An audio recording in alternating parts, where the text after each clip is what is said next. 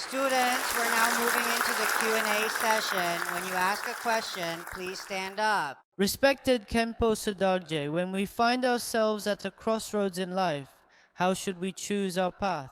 Thank you.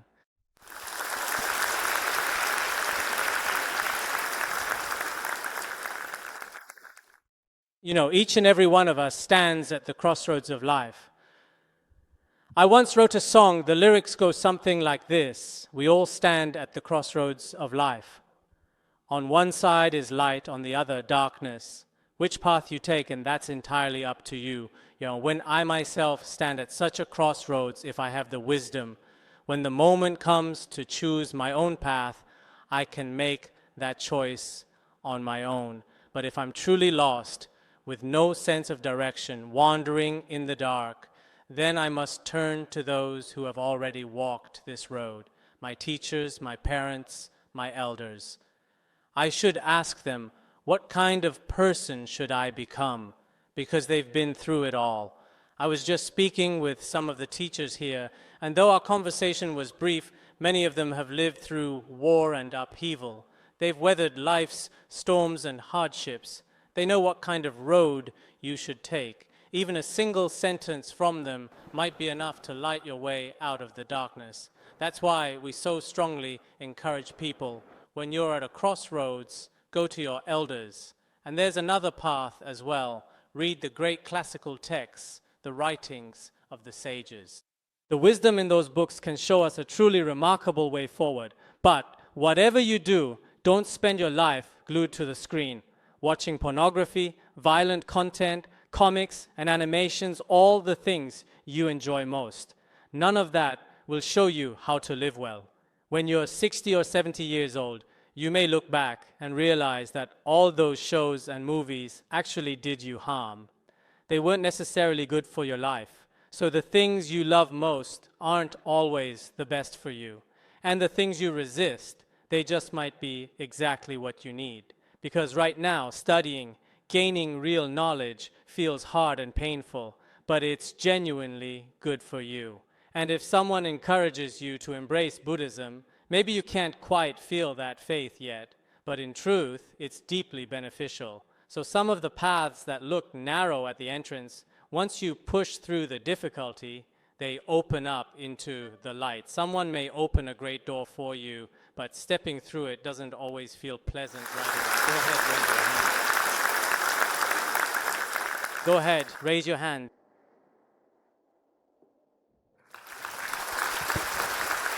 Hello, Master. What do you think is the meaning of life? Thank you. The meaning of life is different for each person. If you want to be a doctor, healing the sick is your meaning. If you're a teacher, it's educating and nurturing young people.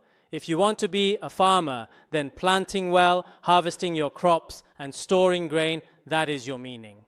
But I think of some of the refugees I've encountered. When I see people in real hardship, the meaning of life becomes simply this: to be alive, to be free, to have your health. That in itself is the meaning of living. But if you're looking for a higher level of meaning, you need a noble faith. Once you have that, so many of the worries and anxieties of this world simply fall away. If you don't have a grounding faith, no matter how much money you have, no matter how much joy you feel, it won't last. When that happiness fades, the pain sets in. So I think the meaning of life can be approached from many different angles. A, B, C, D. You can look at it any number of ways. The meaning of life really is different for everyone.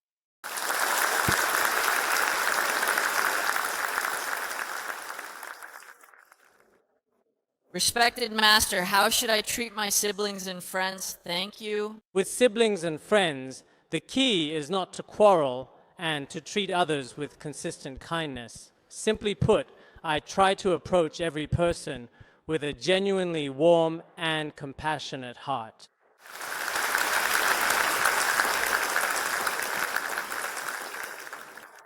Respected Master, when friends have a falling out, how do we help them reconcile? When they can't get along, how can we bring them back together? We're all living in different circumstances. People come with different habits afflictions, virtuous roots, and karmic conditions. So conflict is natural. The best first step, in my experience, is to try to understand the other person, because understanding comes before forgiveness. We can only truly forgive someone once we've genuinely understood them. When I see people around me at odds with each other, I do everything I can to help them find harmony. And when I find myself in conflict with someone, I try to understand their behavior with a more tolerant and open-hearted mindset. The truth is, discord between people really comes down to our state of mind. When I'm able to get my own mindset right, most conflicts resolve themselves quite naturally. This applies even to conflicts between nations, between ethnic groups. So much of it arises from greed and anger within the human heart. And greed and anger, those can be transformed simply by shifting how we think. Respected Master, how should we treat our family, especially our parents? Thank you. How we treat family, friends, and parents. There is a cultural tradition that guides us. And within that tradition, the most important value is what we call filial piety. I'm not sure how much of this is taught here, but in our tradition, we cultivate a spirit of altruism, respect, and filial devotion. When you carry that spirit, caring well for your parents and family comes quite naturally. Dear and respected Guru, what is it or what kind of inner force that enables you to set aside so many of your own interests and travel the world giving teachings, spreading the Dharma?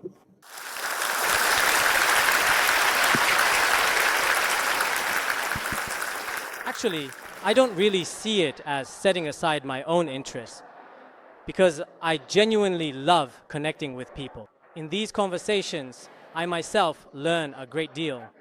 Wherever I go and whoever I meet, I find that everyone carries their own unique wisdom. So from each person I encounter, I've gained something, insights that have enriched both my practice and my life. When students ask me questions, sometimes I can answer them right away, and sometimes I can't. When I come across a question I can't answer, I sit with it. I think, this is profound. How should I approach it? And sometimes I meet teachers whose compassion and years of dedication to their students make me turn the mirror on myself. Once, I had a thought. I've been teaching now for over 20 years. Maybe it's time to retire, to rest. But then I met teachers who had been at it for 30, 40 years and were still learning every day. In that moment, I felt a kind of quiet courage rise in me. After encountering so many people, I've come to feel that there's a certain stance one should have. Let go of what needs to be let go, but hold on to what still matters. And I'd say to all of you, meeting many kinds of people is important. Through those encounters, we need a certain inner strength. What kind of strength? The strength not to be led down the wrong path. If we pick up bad habits from others, that brings no real meaning to our lives. In my own experience, when I meet someone who is harmful or corrupting, I become more careful. When I meet someone truly good, I'm inspired to try harder. This mindset matters, especially now, in such a global and open world. Your minds should be open too, but open doesn't mean boundless. If you open yourself without any limits or discernment, you may gradually lose your sense of shame and propriety. We need to learn how to connect with others while still knowing where the lines are. That's why everywhere I go, in my time with teachers and students, I learn something new every single day. Some of the questions and situations I encounter with teachers and students, I actually write them down. And in that process of recording, I come to know myself a little better too. Life itself, in this way, becomes our truest compass.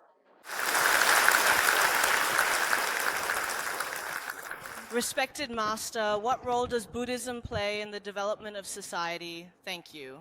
That's a really good question, because today some people think that Buddhism or religion in general doesn't have much to offer when it comes to social development. But in fact, Buddhism has an enormously important role to play in how society grows.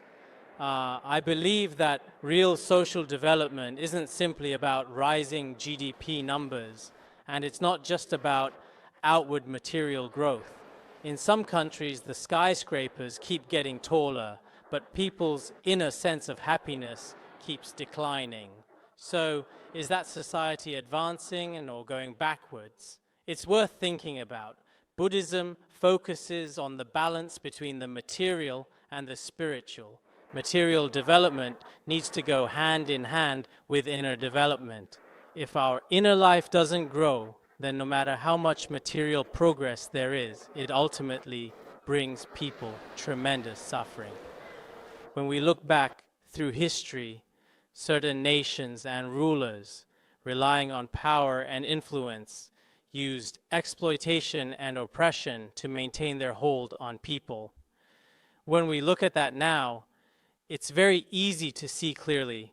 Buddhism speaks about the development of the inner life. But in modern science, inner development is almost entirely absent. That's because science has only emerged in the past 200 or 300 years, and in that time, there simply hasn't been space to explore the nature of mind. When you go searching for inner development, you can only find it in the wisdom traditions of the East, traditions that go back more than 2,500 years. It's found within Buddhism. It is not something that modern science primarily explores. So for all of you here, when it comes to social progress, please don't fall into thinking that more money means development, or that driving a nicer car means development, or that taller buildings mean development. That's actually a very shallow way of thinking. Because if your inner world hasn't kept pace, even the finest car won't bring you happiness. And no matter how much money sits in your bank account, it doesn't necessarily benefit people at large. There are some extraordinarily wealthy individuals in the world today who keep accumulating more and more, sometimes holding vast portions of a nation's wealth for themselves. But if that wealth means nothing to ordinary people, then it's personal enrichment, not social development. So much of the corruption we see in the world today exists precisely because our inner life hasn't developed. Our minds haven't been properly cultivated. Society's material world and its inner world have already fallen out of balance. And today, that imbalance is a global problem. So Buddhism, on this point, everyone should really reflect on it. As I mentioned earlier, many students here may not have any thoughts of ending their lives. That too is something Buddhism gives us. Without a spiritual anchor, despair can push a person toward suicide. And if that happens, all the money in the world becomes meaningless, and there's no one left to use it. Life is the most precious thing we have. So in a very real sense, this kind of development that Buddhism speaks of, this is genuine social progress. Without faith, without the wisdom of Buddhism, even abundant wealth holds no real appeal for me.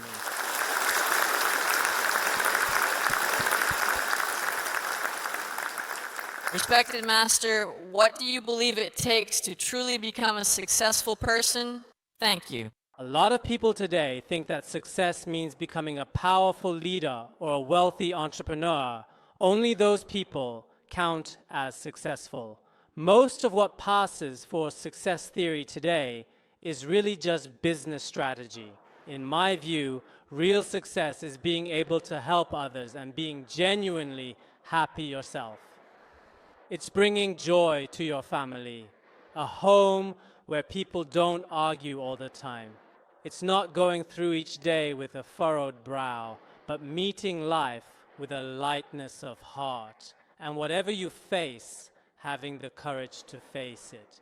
And even if there are just 10 or 20 people around you, or 100, 1,000, 10,000, however many people there are, You want to help them. You have an altruistic heart, a sincere heart.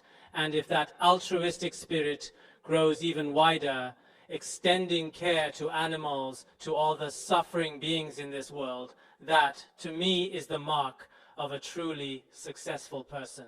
So I don't subscribe to the popular image of success, wealth, good looks, high status. In reality, those people are often surprisingly fragile. Touch their most vulnerable point and they collapse. A truly successful person is someone who is wise, someone who helps others. That's what I consider real success, though not everyone sees it that way, but that's my honest view.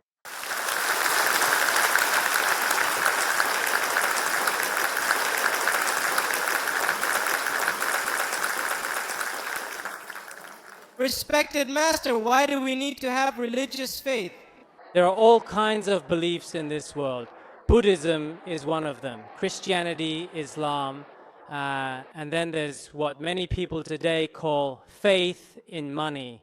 Some people believe only in money and nothing else. And that too is a kind of faith. I think religious faith has its own real power within society, and it tends to reveal its value in the concrete moments of daily life. That's why I particularly emphasize that from a young age, people should have some form of faith. This faith doesn't come through formal education or propaganda. Ideally, it grows naturally from early childhood, nurtured by parents, teachers, and the communities we're part of. That kind of influence is truly priceless. Of course, some people here may have no faith at all, and I deeply respect that. Even when Shakyamuni Buddha was alive in India at the time, most people had no particular faith. I've heard that there are other religious traditions practiced here. This place is very open, and that's something I genuinely admire. Dialogue between different faiths, learning from each other, that's wonderful. And if you have no faith at all, I respect that too. But I'd still encourage you to look inward a little. I remember once at a school, a student told me proudly, "I'm quite something. I have no faith at all." I said to him, "You don't have to put it that way. Having no faith isn't something to be especially proud of. You might still want to spend some time observing your own life." And later, after a period of reflection, that same student ended up embracing Buddhism. So I especially hope that all of you here take some time to appreciate the power of faith and to genuinely understand what it means.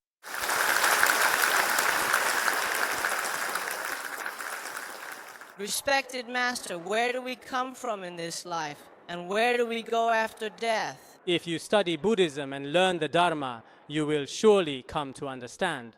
Just as the Surangama Sutra tells us, a human life does not simply fall from the sky for no reason, nor does it spring up from the earth without cause. We are drawn into this world by the force of karma. From the perspective of Buddhist teaching, the origin of our human existence lies in self-clinging, karma, and affliction. And when we depart, it is also karma that carries us. If you have practiced virtue, you will find happiness. If you have acted harmfully, you will encounter suffering in the lives ahead. To know your past lives, look at your present condition. To know your future life, look at your present actions. This is what the Buddhist scriptures teach. So if you want to truly understand the causes and effects that run through a human life, you need to understand what Buddhism teaches. Master, what has made you successful and how have you maintained it? Thank you. My success, I became a monk, and I feel that is the single greatest thing I've achieved in life. Why have I been able to hold on to it? Because I still wear these robes. They protect me, and so I carry on. Students, the Q&A session is now over. Thank you, Master, for such a wonderful talk.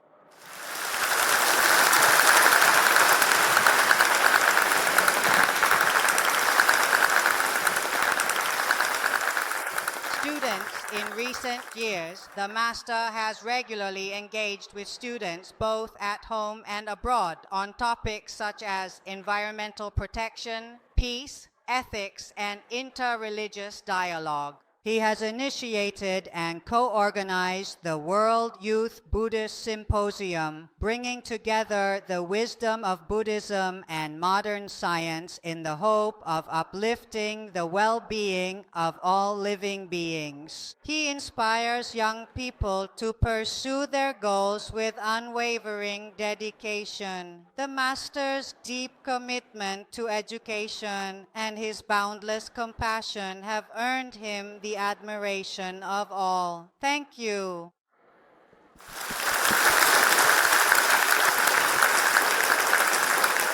We now move to the gift exchange. Master Sodargye is known for his generosity and charitable spirit. He has made a donation of $2,000 to the teachers of Duanhua School who have quietly devoted themselves to Chinese language education.